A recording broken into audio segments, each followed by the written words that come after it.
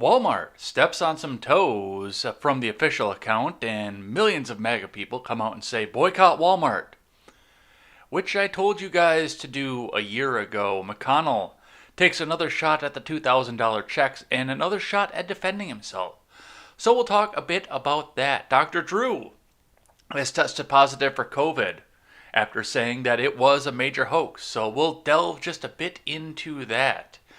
And the longest running senator, or state legislature rather, is set to retire, bringing up the conversation once again of term limits. I'm Jay Edgar, and this is Contemporary.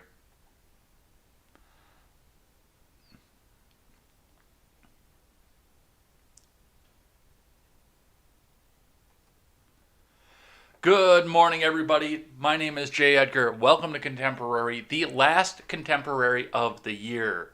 And there will be Contemporary tomorrow, too, because I don't want to miss a day as we go along here. So it's probably not going to be in the morning. But we will have it, because there's going to be some news. And once again, I want to keep the numbers in sequence. So make sure we tune in. There will be updates over on the Twitter and in the Discord as well. So pay attention to that. Keep going with that. And we will see what comes out of that. And also Happy New Year, because I'm not going to see you before midnight. Before we get into the news, and there's a bunch of it today, I want to take some time and shout out all of my friends here. So head on over to freedomscoop.com. Freedomscoop.com is going to be your one-stop shop for all of your news and commentary needs. Come on over there, check out some of my friends, The Generational Gap, The Daily Ignoramus, The Breakdown with Birkenhoff, The Freckles and Brit Show, and The R-Rated Conservative. Come on over there, pick up some of our swag. Help us support great creators, help us build this website, help us branch out, and help me fulfill my dream of putting the Daily Wire out of business with a by the people, for the people type of website. Definitely looking forward to that. All right, we're going to start off looking at the stocks for the day. Look, get the chart up here. Looks like everything stayed up throughout the day, ending at 30,409.56. That is up 0.24%.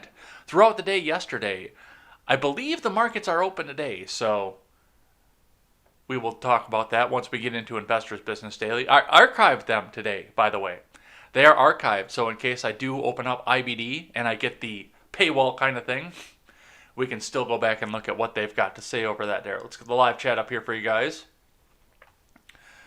All right, let's move on over into that. From Investors Business Daily. Oh, they're not going to throw the paywall at me because I prepared. Fuckers. Dow Jones Futures stock market rally caps 2020 as Tesla NIO extend gains. 5 stocks enter buy zones. From Ed Carson. Dow Jones Futures were little changed Thursday morning, along with S&P 500 futures and NASDAQ futures, signaling slim gains to finish off an amazing 2020. The stock market rally had a quietly strong Wednesday, even though some of the major indices closed with slim gains. There were several breakouts, while electric vehicle stocks such as NIO and Tesla powered higher, and small caps and growth names outperformed overall. Meanwhile, Bitcoin surged yet again to a fresh high. Tesla and NIO stock continued to climb early Thursday, both boosted by analyst comments. In Wednesday's session, Visa broke out of a base with an arch-rival MasterCard, tripping some buy signals. Taiwan Semiconductor, copper miner, Freeport McMoran, and China e-commerce play VipShop cleared 3-week tight patterns on a good day for chipmakers. Cyclical stocks and Chinese internet plays, respectively. Walt Disney popped out of a short consolidation. Meanwhile, NIO stock is still in a buy range from a 10-week line rebound and other bullish signals, while 2020 IPOs Li Auto and XPeng Motors face big tests. BYD is setting up a short consolidation as Tesla stock rallied to a record high. All may get a sales boost from Shanghai, extending a license plate policy that encourages EV sales. Finally, tech giants lagged somewhat after being big gains on Monday. Apple stock and Microsoft pulled back, but that could be positive pause if they form handles. Tesla, Apple, Microsoft, and TSM stock are on the IBD leaderboard. FCX stock is on Swing Trader. Microsoft and MasterCard are on the IBD long-term leaders list, while Visa stock essentially is a long-term leader.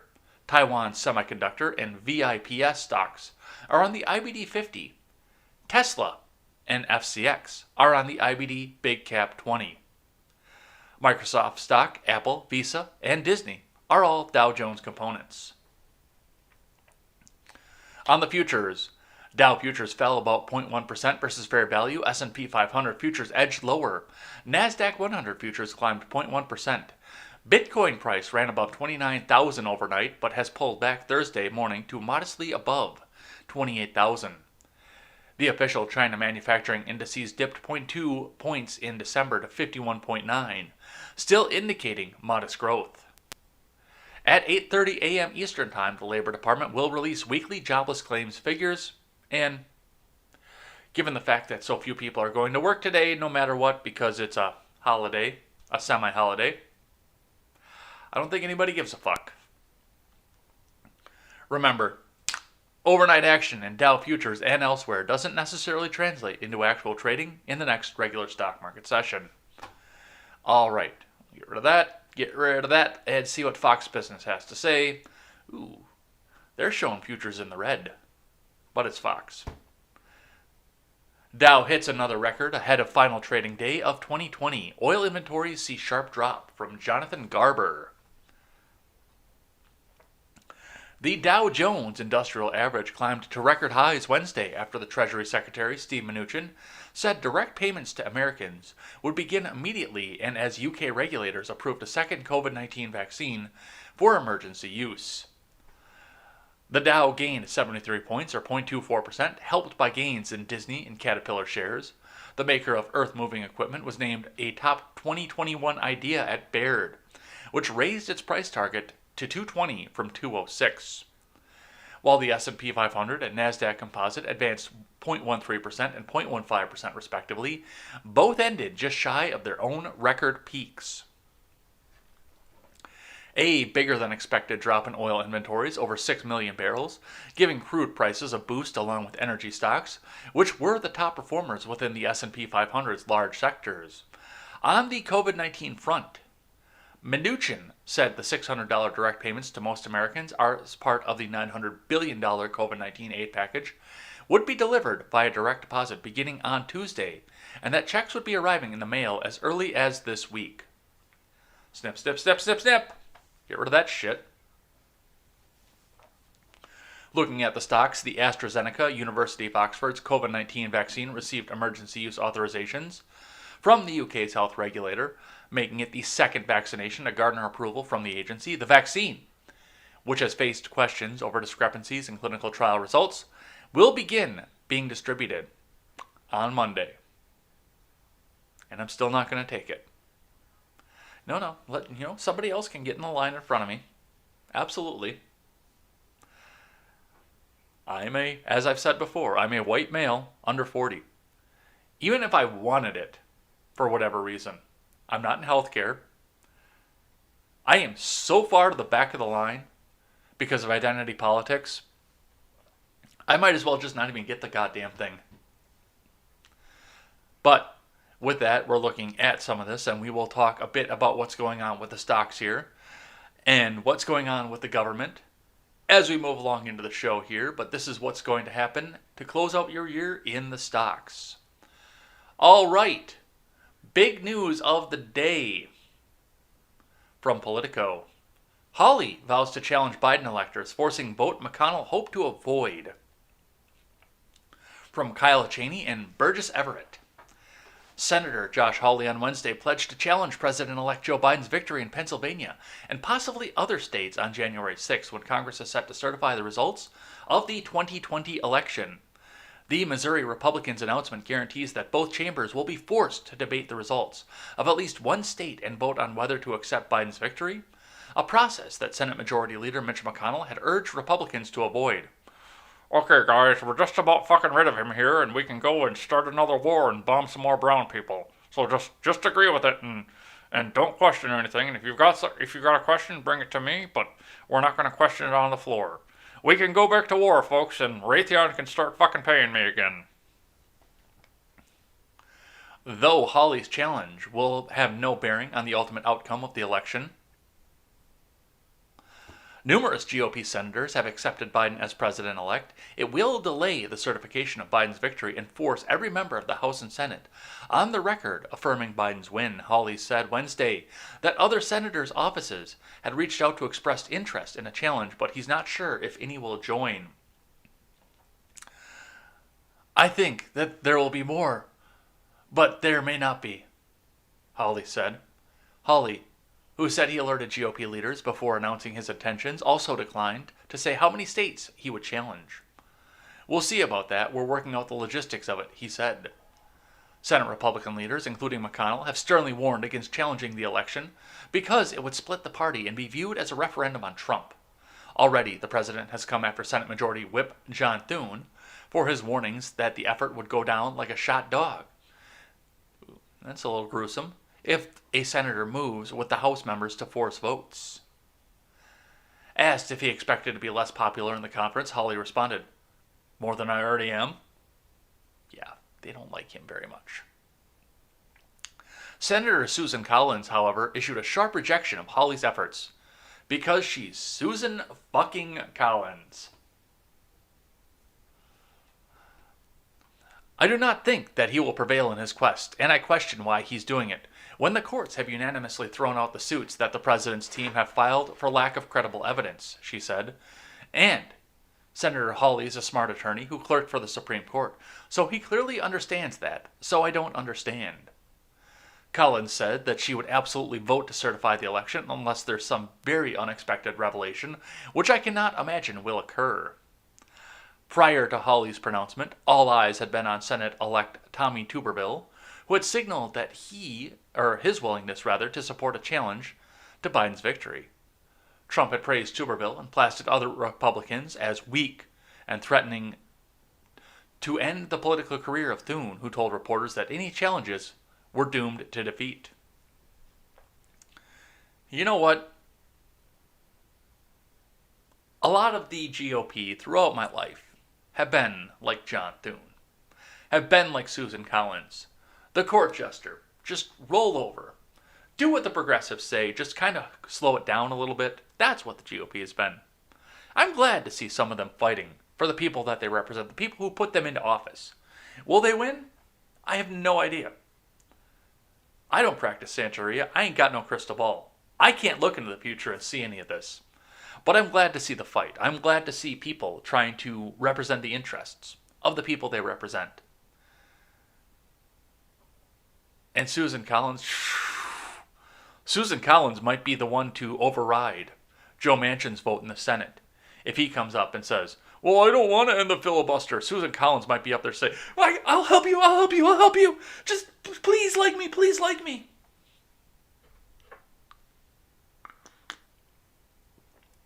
So we will see what comes out of this here. I'm sorry, but the 6th is going to be an interesting day between what's going on in D.C. that day, which we'll talk about in a bit, the aftermath of the Georgia runoffs, and this. The 6th of January is going to be an interesting day, and I can't wait to see it. I got a big old box of popcorn that we're going to put in a great big tub, and we're going to watch this shit blow up. And I hope you guys will join me for it. The government is going to implode. Everybody's going to be pissed at everybody. It's a nice thing to see. However, Hawley did get some backlash from this here. Reading from Newsweek. Wal-Mart apologizes for calling Josh Hawley sore loser in mistaken tweet about Electoral College certification. From Alexandra Garrett.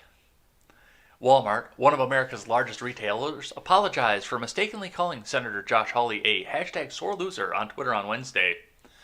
The tweet was mistakenly posted by a member of our social media team who intended to publish the comment to their personal account, said Casey Staheli, Wal-Mart's senior manager of national media relations, told Newsweek on Wednesday. We have removed the post and have no intention of commenting on the subject of certifying the Electoral College, Staheli said. We apologize to Senator Hawley for this error and any confusion about the position. Wal-Mart's tweet was originally posted in response to Missouri Senator Josh Hawley's decision to object when Congress meets next week to tally the results of the presidential election. I cannot vote to certify the election results on January 6th without raising the fact that some states, particularly Pennsylvania, failed to follow their own state election laws, Hawley said in a statement posted to Twitter. And I cannot vote to certify without pointing out the unprecedented effort of mega corporations, including Facebook and Twitter, to interfere in this election in support of Joe Biden. Wal-Mart's original tweet, which has since been deleted, said, "Go ahead, get your 2-hour debate, #sore loser," mocking the senator.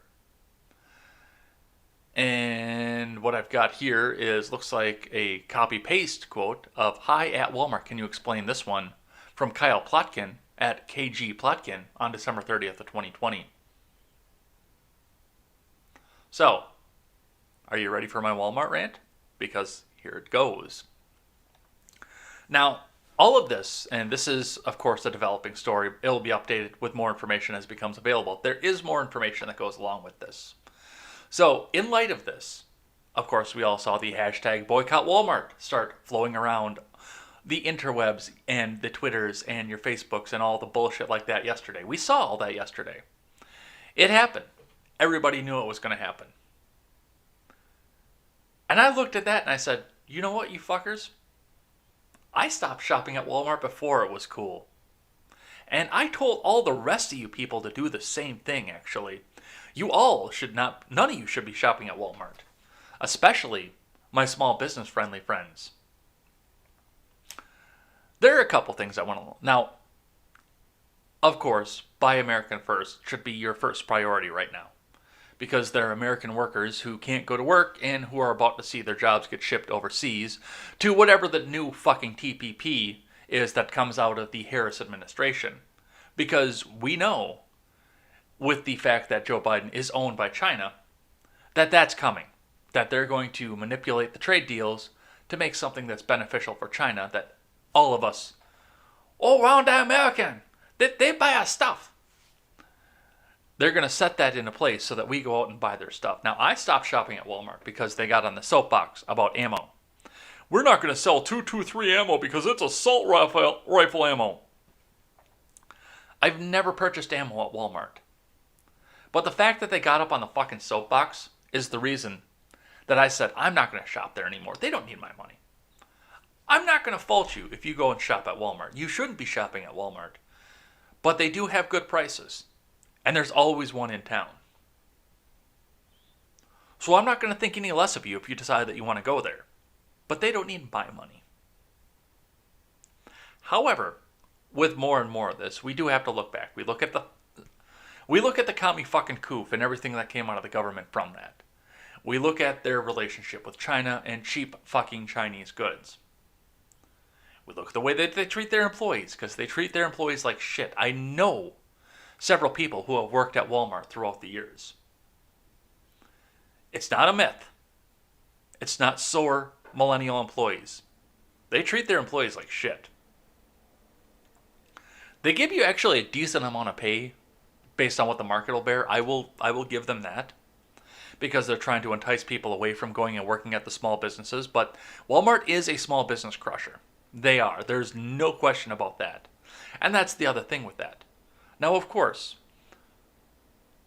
any detractor, any fan of left-wing causes, who also goes and shops at Walmart, by the way, will go out on Twitter and say, "Oh, the Waltons, they're such conservatives. The Waltons don't support Democrats." Bullshit. That is straight up bullshit. Walmart is a massive corporation. They're putting money into both sides of politics, I will tell you that. But they're also putting a lot of money into the pockets of localities and even federal officials who were so kind as to put the lockdown measures into place and consider Walmart to be an essential business. The people who are getting donations from Walmart politically are the people who shut everything down and got all of the small business, all the mom and pop shops, even the local grocery store chains. Like around here we have Woodman's. Even Woodman's can stay open. But they have taken a hit from all of this. Walmart is sitting here doling out money, thanking these politicians. Hey, thanks for getting my competition out of the way. Hey, here's a couple extra. We'll put this through a charity of your choice, which will come back into your campaign. Just make sure that you keep the lockdowns going because we are booming right now. Hey. That's what Wal-Mart is. You shouldn't be shopping there. Now, once again, I know that price is a factor. I know that even Target, another national chain, who has got their fingers into a lot of liberal causes, but didn't get up on the soapbox, so I'll still shop for them. Walmart beats their prices. Walmart beats almost everybody's prices right now. So if financial issues are a thing for you, then I understand why you would go there. Like I said, I understand the fact that they're cheap. I'm not going to fault you for getting your dryer sheets, your potato chips, your peanut butter, your candles, and your motor oil at Walmart. I'm not going to fault you for it because I understand why you would do it. But that's my argument as to why you shouldn't. They don't give a fuck about you. They do not give a fuck about your cause or what you think or what you want. They're just happy that the government got all the big businesses, or all the small businesses rather, out of the way.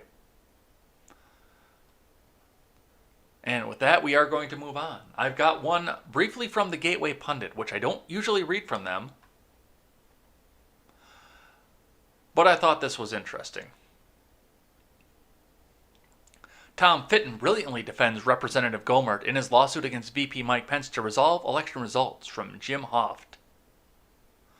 CNBC reported the suit asks federal judge Jeremy Kernodle, a Trump appointee in eastern Texas, to declare that Pence has the exclusive authority and sole discretion to decide which electoral votes from a given state should be counted. Congressman Louis Gohmert released the following statement regarding the lawsuit filed against the vice president. Excuse me. The 2020 presidential election was one we'd expect to see in a banana republic, not the United States of America. In fact, the rampant fraud and unconstitutional actions that took place were so egregious that 7 contested states, Arizona, Georgia, Michigan, New Mexico, Nevada, Pennsylvania, and Wisconsin, all sent dueling slates of electors to Congress. This puts Vice President Mike Pence in a position where some argue he has to choose between morality and the law. That is not the case. It is also critical to note that as many formerly in the mainstream media, now the alt-left media, continue to say that every court has said there's no evidence of fraud. That is disingenuous, deceitful, and flat-out dishonest. The truth is that no court so far has had the morality and courage to allow the evidence of fraud to be introduced in front of it. We continue to hold out hope that there is a federal judge who understands that the fraud that stole this election will mean the end of our republic, and this suit would ensure that Vice President will only accept electors legitimately and legally elected. There must be an opportunity for a day in court when the fraud was prevalent. So he's making the argument to at least hear it out, which, I mean, that's been the argument that I'm making from the beginning of this as well. I don't know if there's going to be sufficient evidence to fraud out of this. I have no idea. Because I haven't read any of the lawsuits, and neither have, as far as I know, any of the judges. They just throw it out and say, oh, no evidence. So we will see what happens out of this. Definitely something to watch. I don't know if this is going to come with this. And of course, Gateway Pundit is marked as dangerous by NewsGuard, which NewsGuard is fucking leftist trash anyway, but we still use them for some sort of legitimacy off of this. So take this for what it's worth. I don't know if this is true. I don't know how much truth is into this, but definitely something to think about. Let's keep going. From the Hill. Biden aims to freeze Trump's midnight regulations. Come on, man. Not the midnight regulations. This is from Jonathan Easley.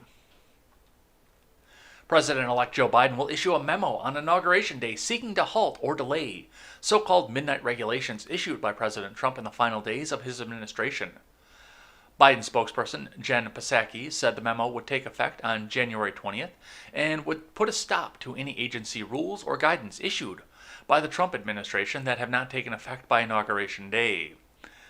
The Biden administration will take swift and bold action across the federal government to roll back harmful Trump administration policies as quickly as possible on January 20th and start tackling the crises in the nation is facing, Psaki said. We're announcing today that, like other incoming administrations have done before the Biden-Harris White House, will issue a memo to take effect on the afternoon Eastern Time on January 20th that will halt or delay midnight regulations, actions taken by the Trump administration that will not have taken effect by Inauguration Day. There is a battle over late rules and regulatory changes every time there's a change of power at the White House. In 2016, House Republicans passed a bill that would grant them sweeping authority to nullify any rules and guidance implemented in the final 60 days of the Obama administration. Psaki said on Wednesday, cited a proposed Department of Labor rule that would make it easier for companies to deem their workers as independent contractors rather than full-time employees, as an example of a rule they'd seek to freeze. Yeah, that's probably one that you should probably get rid of. If you're going to be a business owner, take the risk. Hire employees. Don't cuck out and say independent contractors. Don't be a little bitch like that. Unless you legitimately have an independent contractor, like a real estate agent. Don't be a cuck. Don't be a little bitch like that. If you're going to start a business, have employees. That's just that easy. Critics of the rule say it makes it easier for companies to misclassify their employees in order to deprive them of overtime pay or benefits. No, it's usually not that. It's usually taxation is the reason they do that. I could tell a story about that if I really wanted to, because I've seen that happen before in business. But we're not going to go down that one. Issuing a regulatory freeze is standard practice for an incoming administration, but this freeze will not apply not only to regulations, but also guidance documents that can have enormous consequences on the lives of the American people, Psaki said. Biden has also said he intends to implement several executive orders on his first day of office, with a focus on climate change. Yeah, climate change. I'm sure that's the executive order that you're going to issue on day one. Not trying to fire a special counsel or prosecuting attorneys. Somebody had to say it. But for the most part, I mean, this isn't big news. The Hill tried to frame this as big news because it's going to get them a bunch of clicks and a bunch of shares, but in reality, this is just par for the course. As they said in the article, this happens every administration. Every time. This is not news. But politics has become a reality show, so now it's becoming news. All right, from Fox News, Arizona Congresswoman backs calls for Hunter Biden special counsel. From Brittany DeLea. Representative Debbie Lesko of Arizona supported calls among some of her colleagues on Monday to appoint a special counsel to investigate Hunter Biden, the son of President-elect Joe Biden. Responding to a tweet penned by Representative Andy Biggs, Lesko said that she joined Biggs in calls for a special counsel to look into Hunter Biden and had sent a letter to the Attorney General asking him to do so. A representative for the Congresswoman confirmed to Fox News that she had sent the letter earlier this month, reasoning that a special counsel would be the only way to ensure a thorough and complete investigation is carried out. The Delaware U.S. Attorney is investigating Hunter Biden's taxes, a probe that has been ongoing since 2018 but was only recently publicly disclosed. Yeah, they're investigating more than that, I hate to tell you. Hunter Biden has a complex network of international business dealings that Daddy got for him. His involvement with Ukrainian energy company Burisma in 2014 has come under intense scrutiny and was a repeated target of President Trump during his campaign for the 2020 presidency. The younger Biden was paid $50,000 per month to serve on the board of Burisma, sparking concerns about the perceptions of a conflict of interest given the fact that his father was involved in U.S. policy towards Ukraine. And most importantly, he knows nothing about energy or doesn't speak fucking Ukrainian. Somebody had to say it. So yes, I would like to see where this goes. I'd like to see where this ends. I'd like to see some story out of Washington actually have an end. Have you noticed that? Ever since Barack Hussein came into office, we started to have these big news stories that never had closure. They just kind of disappeared when the next new thing came up. The next time the media said, ooh, shiny thing, shiny thing, shiny thing. Then we never heard the end of Michael Brown or Trayvon Martin. We never heard the end of Fast and Furious. We never heard the end of Impeachment Gate. We never heard the end of Burisma Gate or China Gate. We never heard the end of any of this. It just kind of disappeared and rolled along once the new shiny object came up. Hell, we never heard the end of the St. George story. Does anybody know what's going on with Derek Chauvin right now? No, because the mainstream news isn't telling you, and I'm guilty of it as well. I should be looking more into this to see where that's going along in the courts. But that's another one. It served its political purpose. And it went away. So, I'd love to see the end of this one. I doubt we're going to. It's going to become politically inconvenient. And the mainstream media is going to say, Hunter, who? Who are you talking about? We don't know who the fuck that dude is. Let's keep going. DC Hotel, frequented by Proud Boys, to close on January 4th to 6th, from Justine Coleman over at The Hill. A DC hotel that is located blocks from the White House and in recent months has been frequented by the far-right group Proud Boys announced on Monday that it will be closed during the planned pro-President Trump demonstrations next week. The Hotel Harrington released a statement on Monday saying the hotel will shut down between Monday, January 4th and Wednesday, January 6th, as Trump supporters plan to protest that Wednesday when Congress is scheduled to certify the election results. The hotel said it will not host guests except for long-term residents, and it will provide refunds to all prepaid reservations made during that time period. Washington, D.C. has been our home for 106 years, and we join with all of our guests, visitors, staff, and neighbors in our concern and desire for everyone's health and safety, the statement read. We greatly appreciate the trust our guests have placed in Hotel Harrington over the years, and we wish to continue to earn that trust, the statement continued. While we cannot control what happens outside of the hotel, we are taking additional steps to protect the safety of our visitors, guests, and employees. The Hotel Harrington announced it would close the 3 days next week after the Washington Post published an article detailing how the Proud Boys have been gathering at the hotel in recent months. Several hundreds of Proud Boy members have stayed at the hotel for the December 12th demonstrations contesting the election results. The hotel bar, known as Harry's, has also seen an influx of Proud Boys members, and its website said it will not operate on January 5th and 6th. Harry's had shut down early on December 11th and 12th due to concerns about managing COVID-19 social distancing requirements after being cited for violations when Trump supporters were visiting the bar. Okay, I've got a theory about this, and I'm looking at this here. Now, of course, The Hill has come out and been very, very vocal about that. Well, they host Proud Boys! And I'm pretty sure that's why they're closing right now. Because The Hill has come out and said, oh, they host Proud Boys now. One of the first things to cut off these million-man marches that are supposed to be happening on all of this, and making sure that the crowd sizes come down so that websites like The Hill and MSDNC and CNN and places like that can come out and say, oh, look, they didn't have the big crowds that they expected. It went womp womp. It fizzled out. There's no support for MAGA in this country. Just accept the globalism and the Harris administration. Having no place to stay is going to put a big damper on getting more and more people down to the streets. Now, I do think that there are still going to be people coming from around the country to do so if Twitter has been any indication of this. And I support your right to go out and peacefully protest. But the other thing is this is a hotel that has been frequented by the Proud Boys and other pro-Trump groups.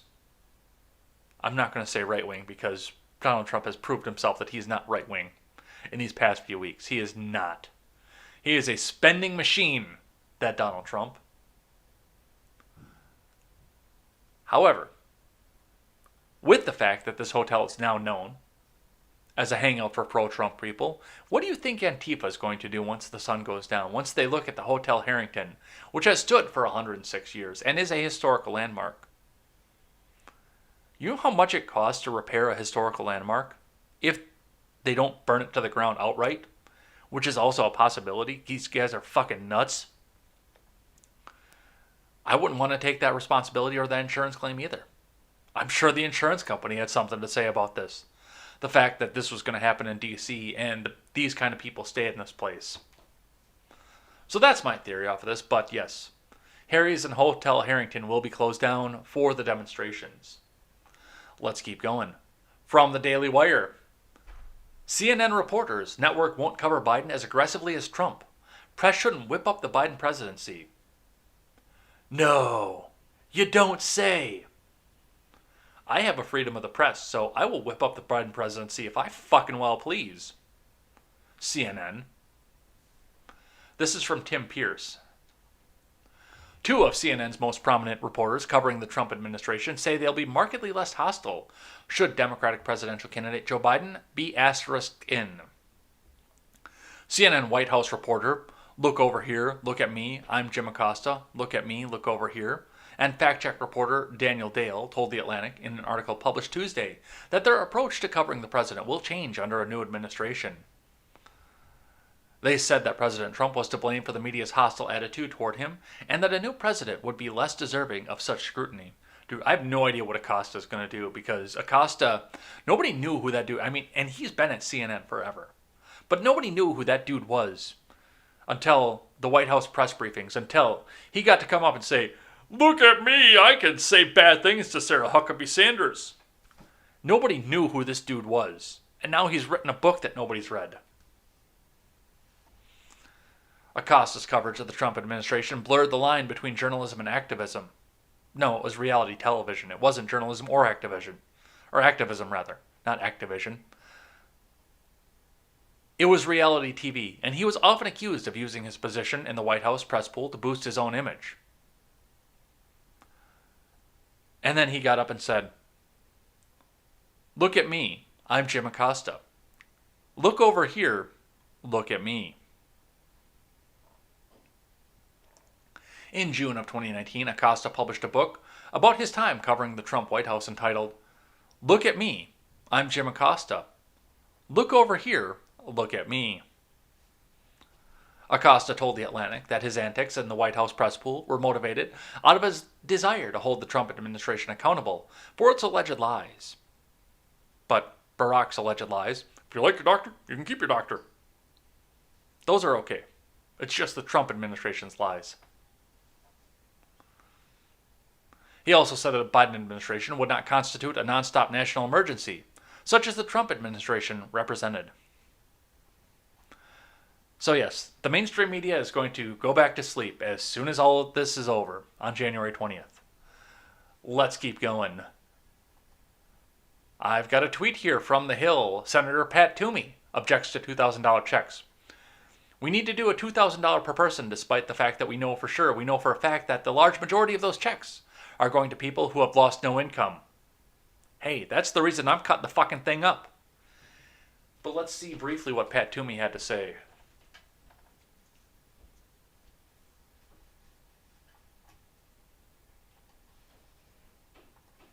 Mr. President.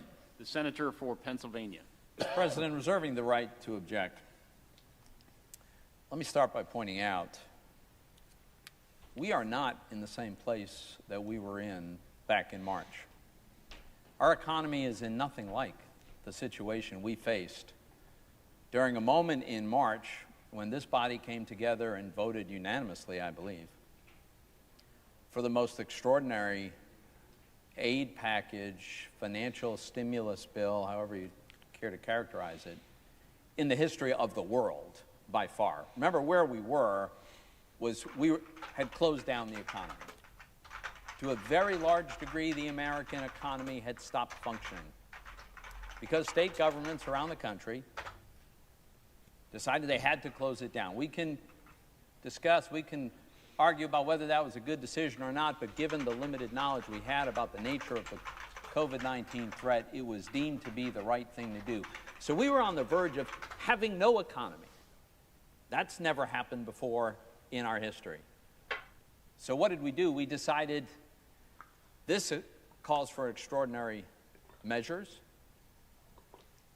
and we would try to use federal dollars as a substitute for the economy, just replace lost income on a massive, unprecedented scale, and we did. Almost $3 trillion we approved in that legislation. At the time, we included $1,200 per person. You could make an argument that that was a extremely inefficient use of those $1,200 per person. But at the time, given the circumstances, I understood why we didn't have many good options, and that was something we decided to do. So where are we now?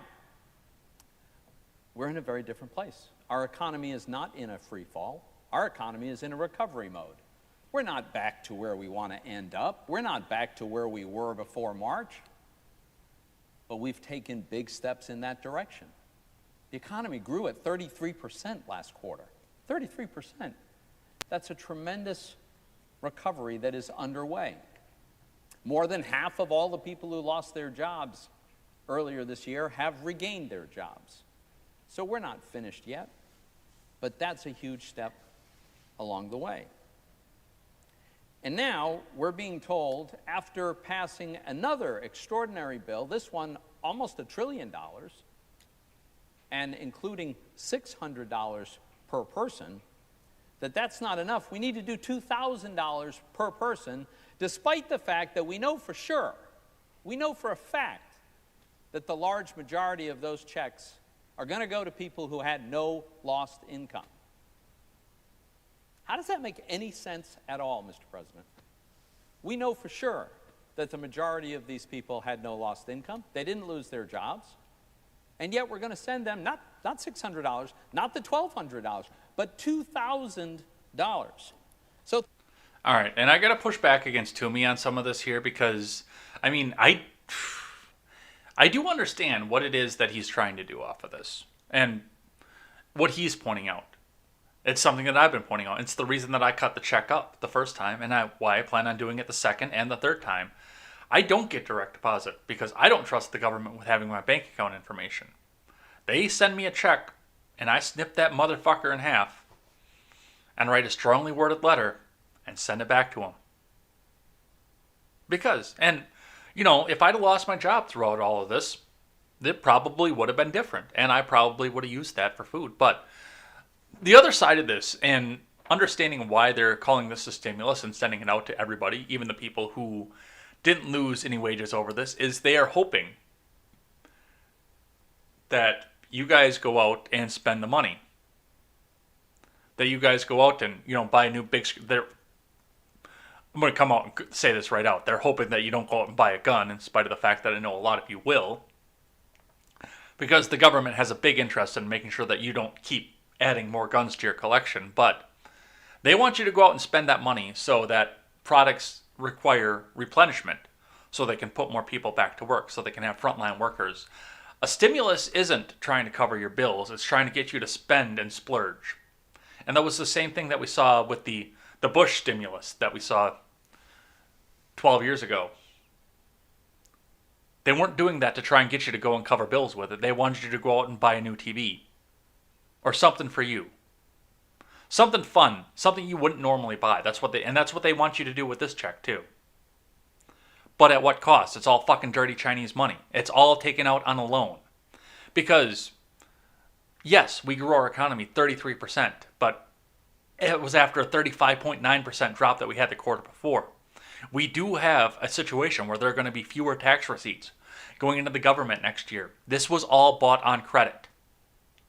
And it's a house of cards at this point that our grandchildren are going to be paying for forever. And once again, if you are hurting, if you are starving, and that's why I'm on board with the idea of, hey, maybe you should have to apply for this instead of just getting it sent to you willy-nilly. Because you're hurting, because you need to eat. That would drastically cut down the amount of money that was spent by the government that was to be borrowed by China.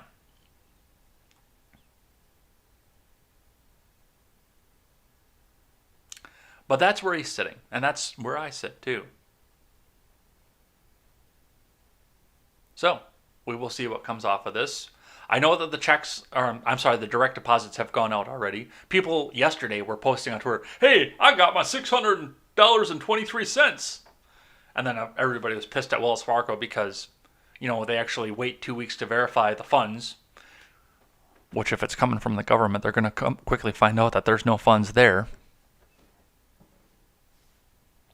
But the money's already out. So we will see. All right, I got a pair back-to-back from the Daily Wire, both talking about McConnell and the $2,000 stimulus checks. So let's see what they've got to say here. McConnell blocks initial $2,000 stimulus check bill. Democrats quietly changed what Trump wanted to give money to their rich friends. Okay, so I was of the understanding this was a clean bill. So I do have to issue a correction because I said yesterday that Democrats put out a clean bill. I did not read the bill. But if this is true, then this is a game changer, and McConnell may wind up not being the heel after all. From Ryan Saavedra, Senate Majority Leader Mitch McConnell blocked a $2,000 stimulus check bill on Wednesday, saying Democrats quietly changed what President Trump wanted in the bill. He said Democrats were attempting to let wealthy households suck up even more money, and that they were trying to do away with the repeal of Section 230 and a review of the most recent election. Well, then introduce a bill to do those things. This should still be a clean bill.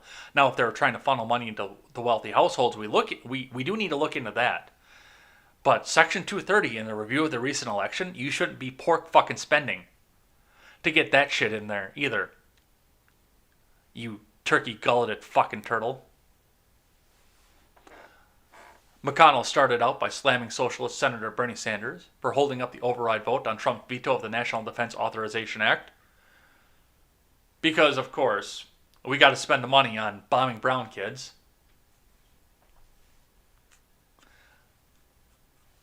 Remember, Senator Sanders spent the past summer literally trying to defund our military. Not my words, but the title of a piece he published.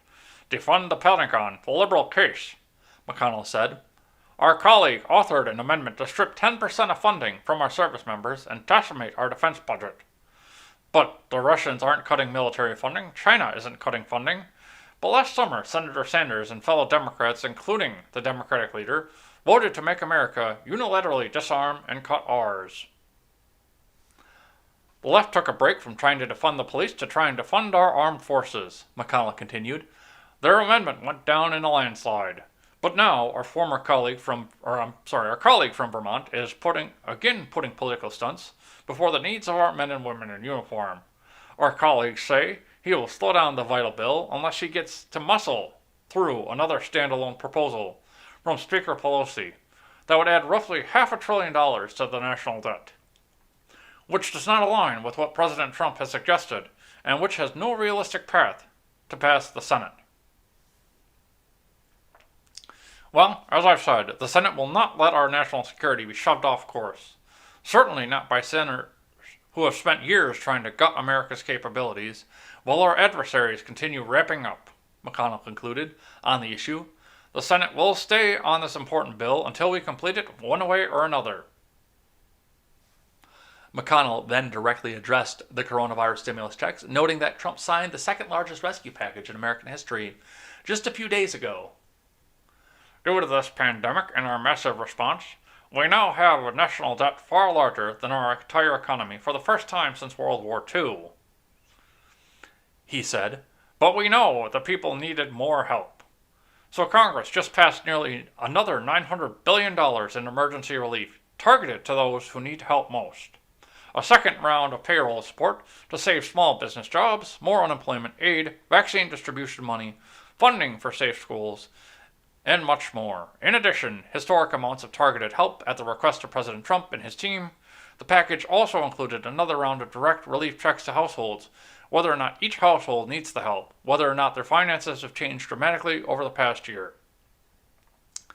That's true. But once again, if they're funneling money back into rich households, which, given who their donors are, I would not be surprised by that. I know who lines the pockets of these politicians, and it's Raytheon, and it's rich people. Have you ever seen a poor person max out their political donation? No, the people donating to Sanders are donating $5 at a time. The people who are giving the, $21.50 is the max amount, are people who look at a check that say $21.50 and say, well, Donna, do I give this check to my local politician, or do I wipe my ass with it? Ha ha ha ha! Pour me some more sherry and another cigar. So they know who's lining their pockets and they know who they're trying to kick money back to. I will feign ignorance. I've not read this bill. I don't know what came out of the House. Maybe I should have. But I have not at this point. McConnell most likely has. But of course, he's also trying to stick this big fucking bit of pork in there too. Section 230 in a review of the recent election. He's got that pork to go with it as well. So, we will see what comes out of that. Another one from the Daily Wire. National Teacher of the Year. McConnell's neighbors should attack him like Rand Paul's neighbor attacked him. From Hank Berrien. On Wednesday, a man who was named National Teacher of the Year in 2019 by the Council of Chief State School Officers tweeted out that the neighbors of Senate Majority Leader Mitch McConnell should act like a true Kentucky hero, the way that the neighbor of Senator Rand Paul violently attacked Paul in 2017, leaving him with 6 broken ribs and necessitating the removal of part of his lung. Well, I'm pretty sure that the Secret Service and the FBI need to pay this fuckstick a visit. Don't hurt people, don't take their stuff. Rodney Robinson tweeted, "Who are Mitch McConnell's neighbors? I'm just saying Rand Paul's neighbors did what a true Kentucky hero should do. It's your turn to step up." Thank you, Kyle Cascio, for putting this out here. Paul's wife, Kelly Ashby Paul, issued a fiery response tweeting, "I'm so disgusted by this I have no words. The 2019 National Teacher of the Year is celebrating the violent assault on my husband that resulted in 6 broken ribs and part of his lung being removed.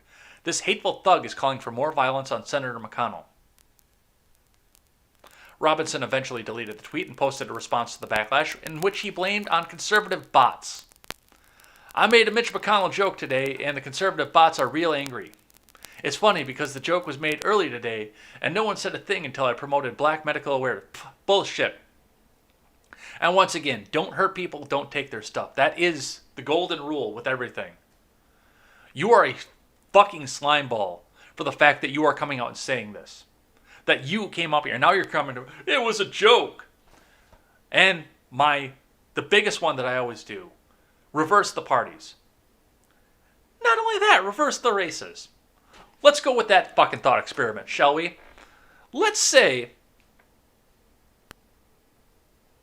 that somebody came up and said, hey, well, you know what? I'm just going to quote it anyway because they're going to take my YouTube channel down no matter what I fucking say at this point. If somebody came up and say, hey, you know that Barack Obama? Hey, maybe you should go bust a bunch of his fucking ribs here because he put a bunch of us out of work. And you know what? I would be calling that asshole out too if he came out and said the fucking thing. But what do you think the media would be doing? If somebody came out on the record, on Twitter, and said that, what do you think Twitter would have done? That guy would be IP banned so fucking fast that nobody would even know the tweet existed. The algorithms would look up and say, oh no, somebody's taking a shot at our Messiah. We got to get rid of this guy. We got to make sure he's not doing anything. We got to make sure he has no public platform. Switch the parties and switch the fucking races and tell me how you react to something like this. I guarantee you people are not going to be coming out and saying, it was a joke.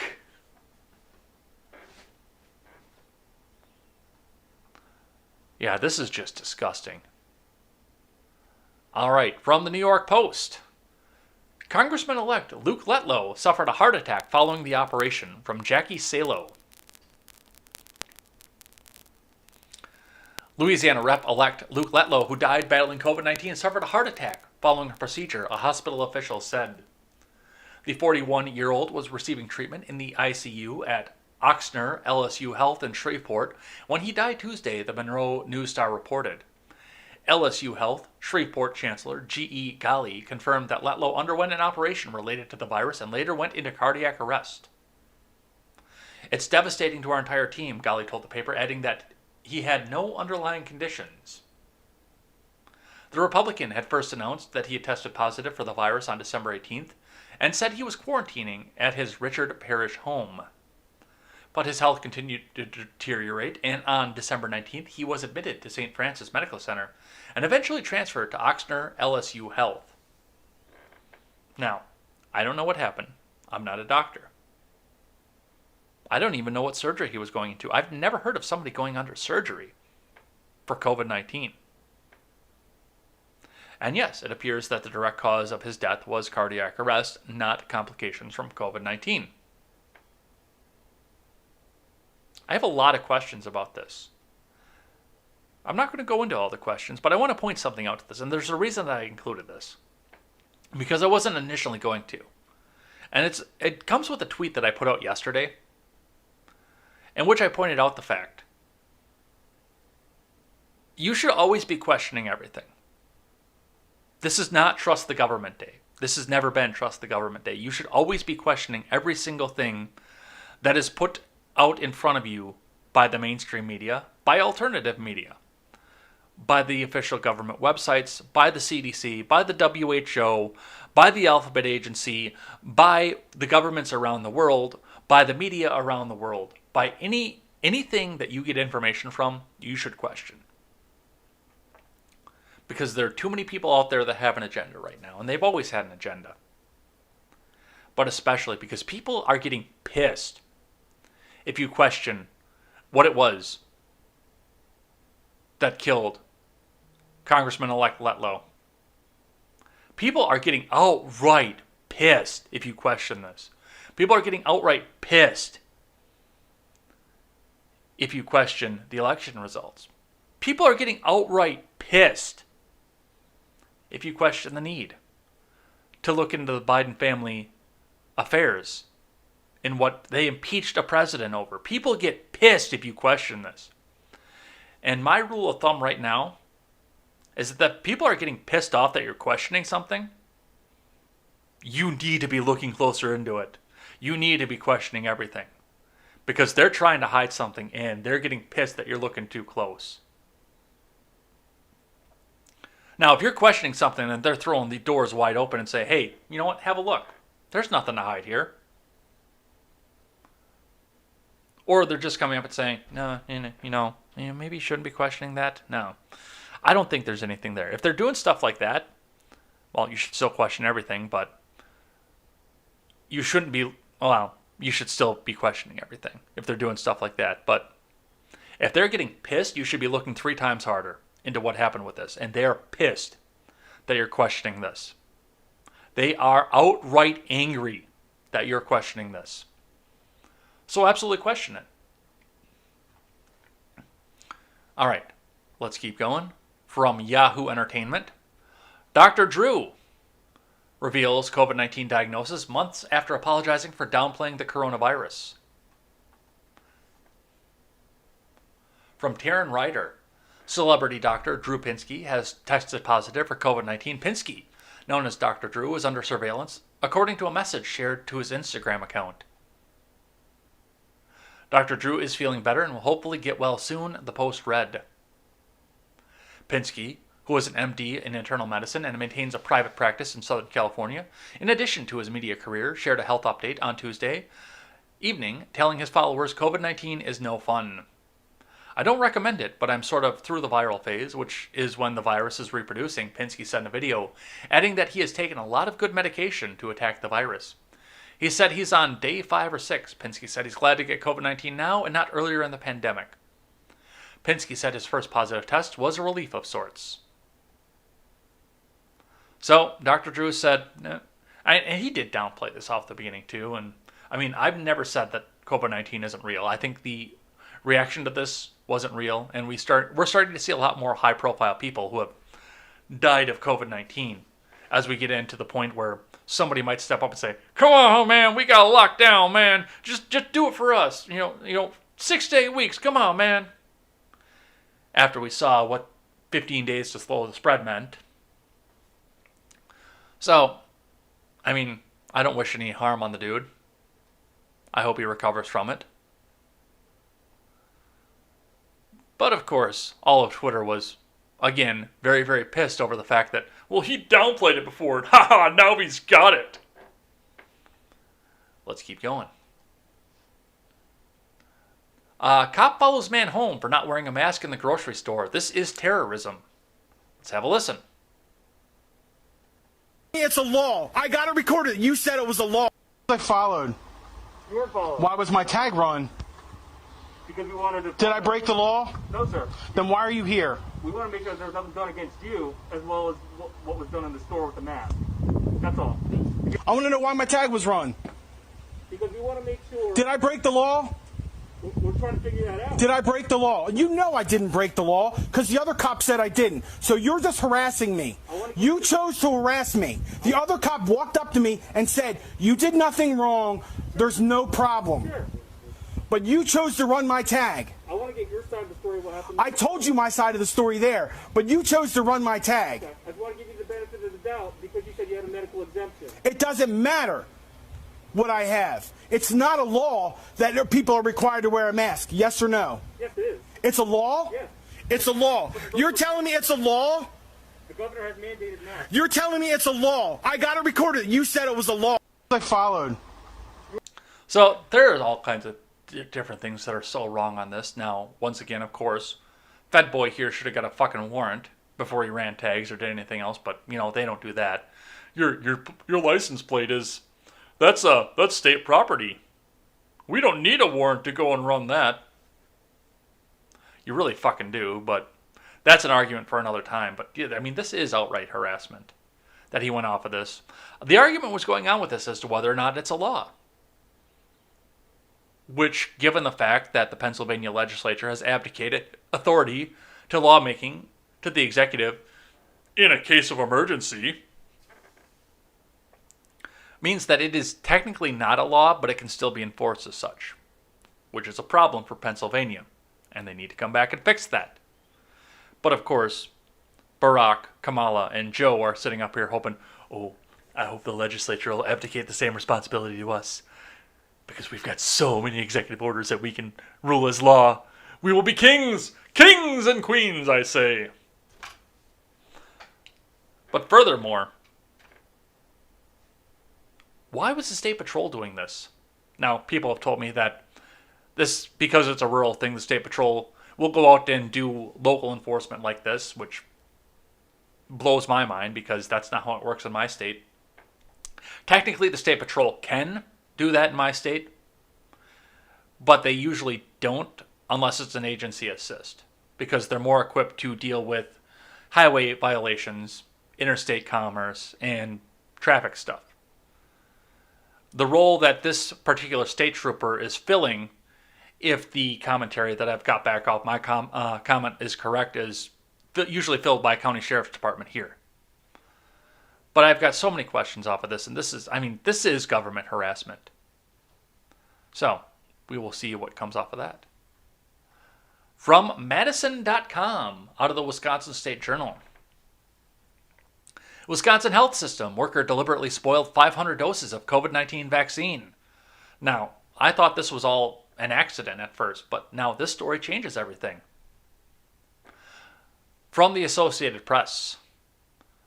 Out of Grafton, Wisconsin, which is a village to the north of Milwaukee, a Wisconsin health system said Wednesday that 500 doses of COVID-19 vaccine had to be discarded after they were left unrefrigerated now appear to have been deliberately spoiled by an employee. Aurora Medical Center first reported on the spoiled doses on Saturday and said that they had been accidentally left out overnight by an employee at Aurora Medical Center in Grafton. In a statement late Wednesday, Aurora said the employee involved today acknowledged that they intentionally removed the vaccine from refrigeration. Aurora's statement said the employee has been fired and the matter has been referred to authorities for further investigation. The statement said nothing about a possible motive for the action, and health system officials didn't respond to messages seeking more information. We continue to believe the vaccination is our way out of the pandemic, because the mainstream media has told us so. We are more than disappointed that this individual's actions will result in the delay of more than 500 people receiving their vaccine. It's okay. 535 people are jumping the line and getting in front of the little people anyway, so what does it fucking matter? Aurora declined to provide additional information, but said that it would provide more details on Thursday. Yeah, this is, I don't know if this is government theft or not, but the FBI might be getting involved in this one. I don't know how they're doing the rollout and if this is private purchase coming from the hospitals or if this is government supply at this point. Because I know the Trump administration had talked about buying up some of these doses and getting them out to the hospitals under the authority of the government. I don't know what motivation, well, I know what motivation some people could have. Oh, they're trying to put a 5G tracker in you. The same thing they're trying to say about the Nashville bomber at this point. But once again, I'm not an anti-vax. If you want to go out and stick the Bill Gates vaccine in your arm, roll up your sleeve. If you think that's the only way for you to be safe, roll up your sleeve. I'm not going to bar you from doing something like that. I will incessantly make fun of you for it, but it is still your choice. What you want to put in your body is your choice.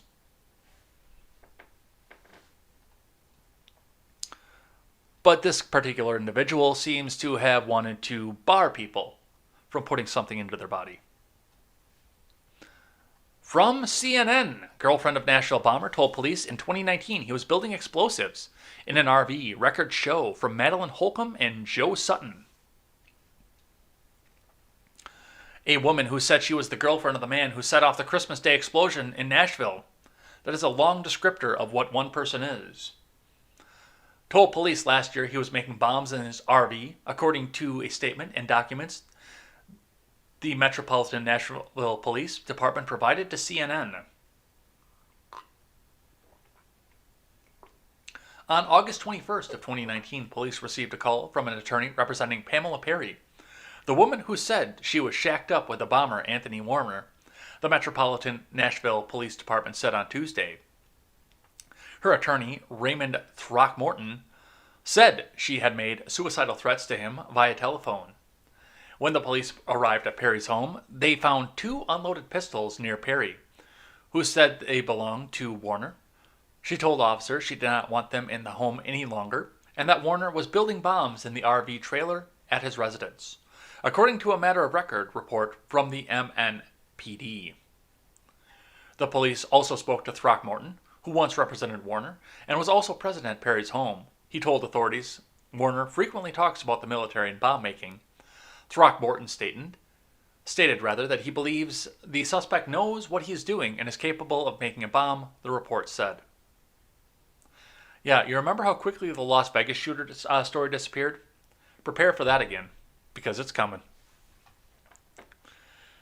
So now they're trying to come back and justify this and say, well, he was always a crazy guy. He was making bombs and shit. We saw this coming. We didn't tell anybody, but we saw this coming. We're heroes now because we can tell you that this was coming. Love us. Worship us. We saw the crystal ball. Yeah, you think you're getting closure off of this story, you're out of your fucking mind. Let's keep going. From KIRO. I got this one. I got 2 more news stories. Then we'll do a thing I like and 2 things that I hate. From KIRO. Homeless advocate group occupies 16 rooms at Fife Motel, refusing to pay. You have police for that. This is restraining other people from being able to rent the room and keeping the hotel from making a profit. This is a crime with a victim. This is property crime. Use the police. Pull them away from enforcing against the guy that's smoking a fucking joint and is going to go to prison for the rest of his life for smoking a joint. Use the police for something that police should actually be used for. You idiots.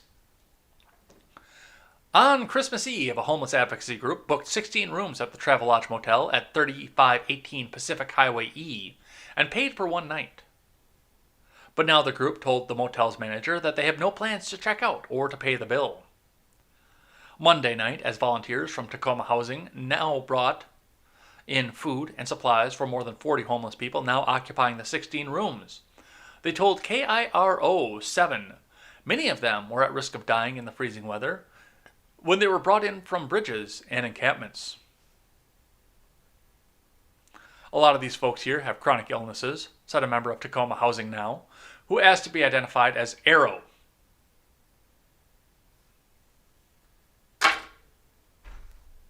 Because of course he had to be asked to identify as Arrow. Because what else would he be identified as? This is the dumbest timeline. They have everything from cancer to severe infections, seizures, all sorts of chronic illnesses. But motel manager Sean Randhawa told Fife Police and the city manager the motel is struggling small family business with 10 employees, which was already devastated by the pandemic. When he was told the group refused to pay for the rooms, he told the city manager he may have to pull the plug on the entire business. No shit, Sherlock. No shit. They may have to close up shop because with no revenues coming in, with their margins where they are, they may have to close operations, said Fife City Manager Yun Kim. So I'm trying to buy some time. It starts with conversations with both sides. I'm sorry to tell you this, but no, it doesn't. This is trespass. This is property crime. In a libertarian utopia, well, this is on YouTube. I'm not going to tell you what would happen on a libertarian utopia, but for the most part, you know. Most of my audience isn't dumb. They know what's going on with this.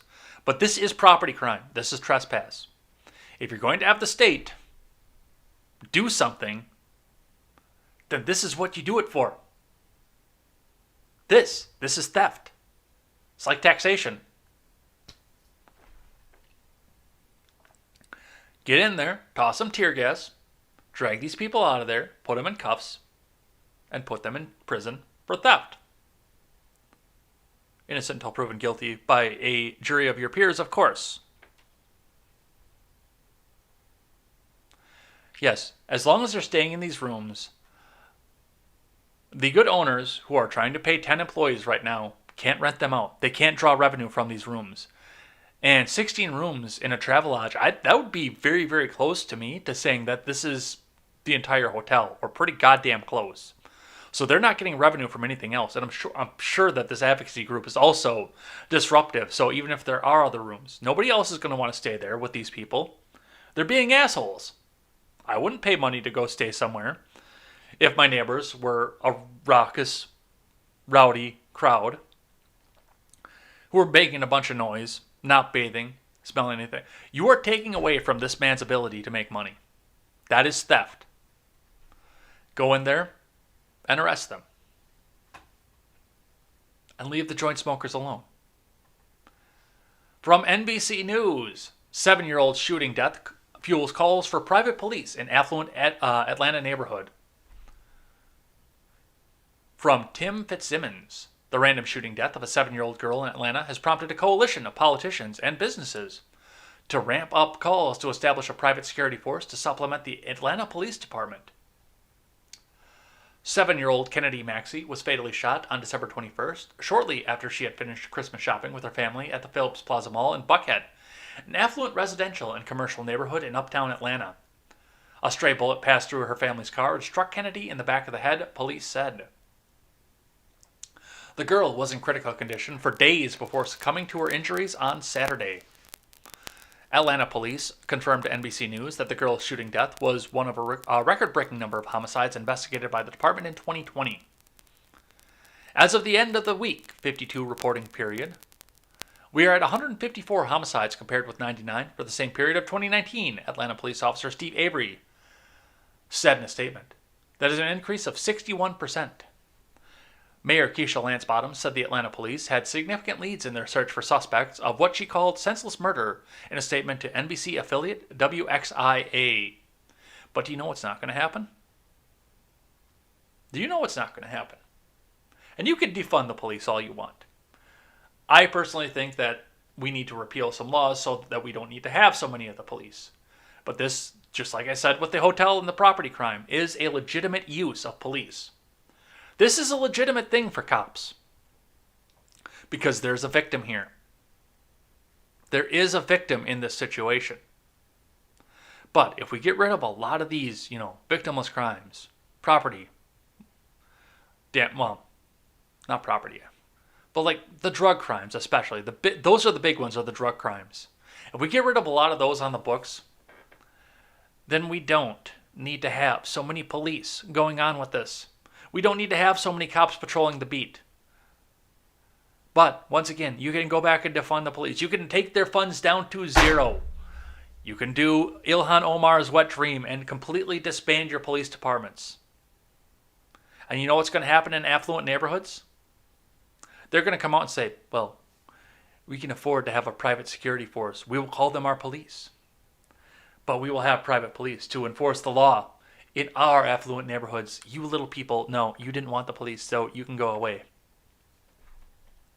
And then as crime skyrockets in the lower income areas, in the less affluent areas, the people will look back and say, what? Bad things are happening here. And they're not happening in the rich areas. So we need to redistribute the resources, their police, we need to redistribute them around so that we can all take part in them. And we need the government to do it for us. And congratulations, you have invented government-backed police. I tip my hat to you. All right, last one here, then we'll do a thing that I like and a thing that I hate. Also, prayers go out to the family of the little girl that got shot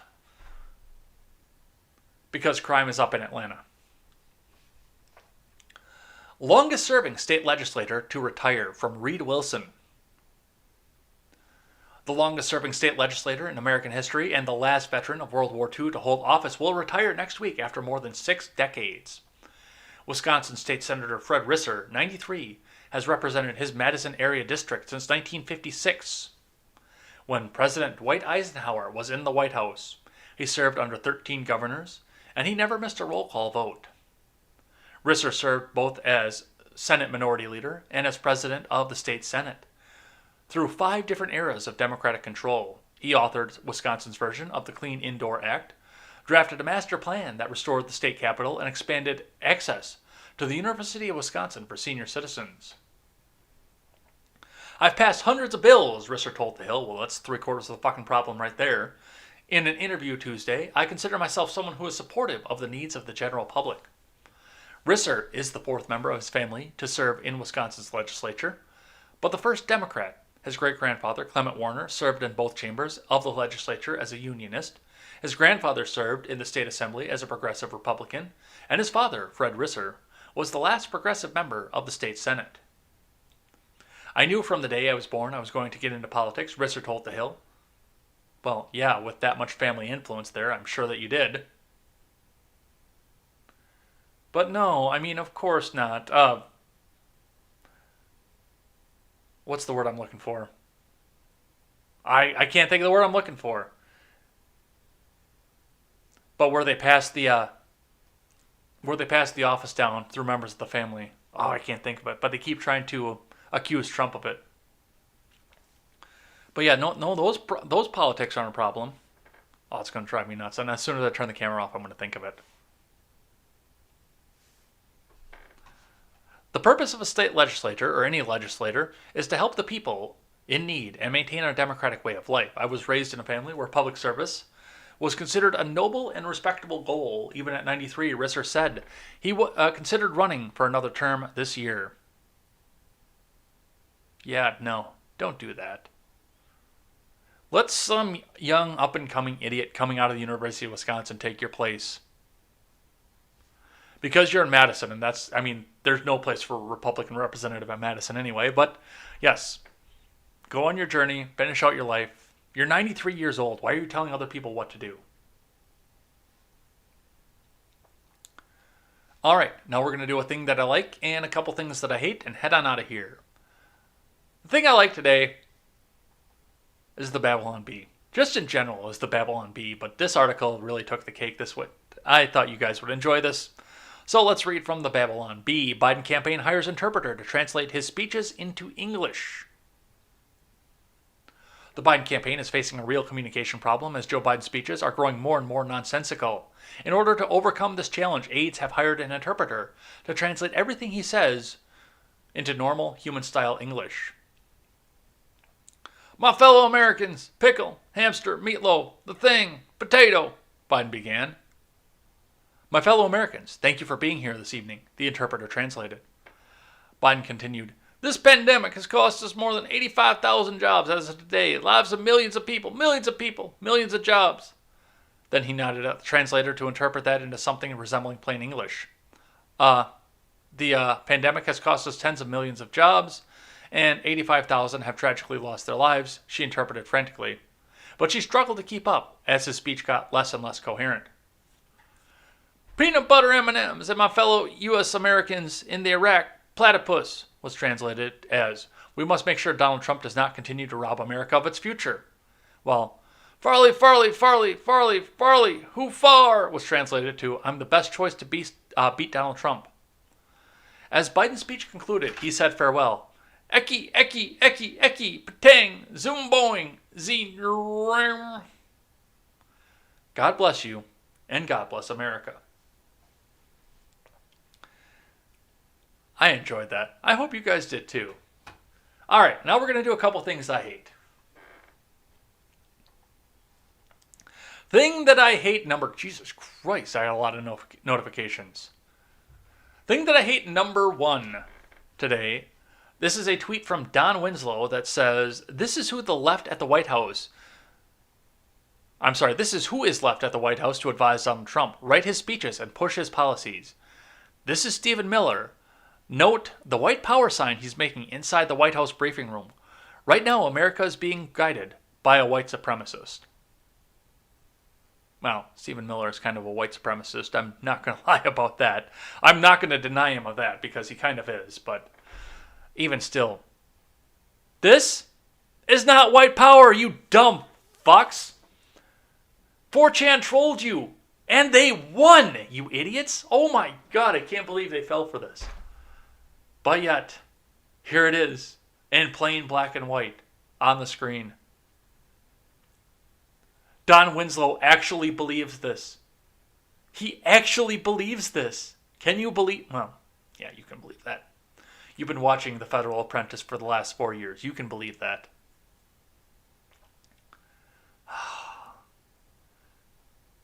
This is journalism.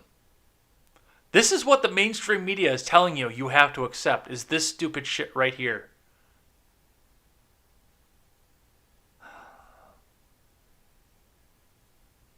All right.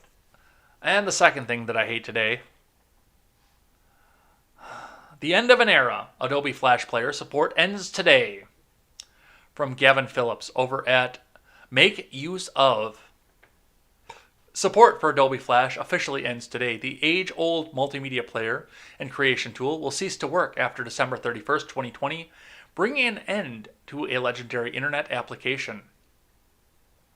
Although Flash's user base has dropped significantly in the past 5 years, removing Flash Player support completely will cause some websites and online games to stop working entirely. The news that Adobe Flash is hitting the rust heap is not a surprise. Adobe announced its plans to remove Flash back in 2017. The 3-year grace period has given websites and content creators the chance to switch to modern alternatives such as the now preferred HTML5. As the world moves into the new year of 2021, Microsoft will officially no longer support Adobe Flash Player. From January 12, 2021, Adobe will block Flash content from running using the Flash Player. If you try and run the Flash Player installed on your system, you will meet the following warning. Thank you for using Adobe Flash Player. Adobe will stop supporting Flash Player after December 31st of 2020. To help secure your system, Adobe will block Flash content from running in Flash Player beginning on January 12th of 2021. Please see the Adobe Flash Player EOL General Information page for more details. Adobe strongly recommends immediately removing Flash Player from your system by clicking the Uninstall button below. In early 2021, a Windows 10 patch will remove Adobe Flash Player from your system. As we reported in October of 2020, the Flash removal process will come in 2 stages. Godspeed, Adobe Flash. You have entertained me for 25 years. Some of the best stuff was in Adobe Flash too. Did you know? Like one of my favorite YouTube videos was basically a screen recording of an Adobe Flash movie of Super Mario bloopers. That's probably one of my favorite things on the internet today. But I mean, Joe Cartoon, the end of the era there, which is another, that was a great one. That always ran on Flash. And of course, in the mobile era, there's really no need for Flash anymore. People can do all this stuff now with various different apps that most of them are free at this point. So, I mean, it's not like the stuff is going to end, but the fact that it's going to end on Flash means that there's going to be a scramble to try and preserve some of this stuff for future generations. I mean, well, I'll give it a couple of years, but how much fun is it going to be to watch my nephew, once he's in double-digit age? Enjoy the frog in the microwave blowing up. I'm sorry, the frog in the blender blowing up on Joe Cartoon, or the hamster in the microwave. How will I share that with future generations without Adobe Flash? Well, I hope that smart people on the internet can figure that out, because I'm very much looking forward to sharing that with the next generation. All right, and that is it for the day here. I will be back here tomorrow with more contemporary. It will probably be later in the day just because of the holiday, and I did wind up having plans for this. I will not be streaming tonight, so we will see what happens off of that. But stay tuned for updates. We will not miss our Friday show, plus I have to work on Saturday anyway, so I will be back here no matter what. So, looking forward to seeing you guys tomorrow, and of course, reading the names of everybody who chatted in the live chat throughout the week here. And maybe just because it's a holiday, we'll actually take some of your chats live on the air too. I know I don't do that enough on this show, which is why I try and make it up to you on the other shows as well. So, definitely looking forward to that. So, we will see you tomorrow. Come hell or high water. Looking forward to that. Until then, I'm Jay Edgar, and this is Contemporary.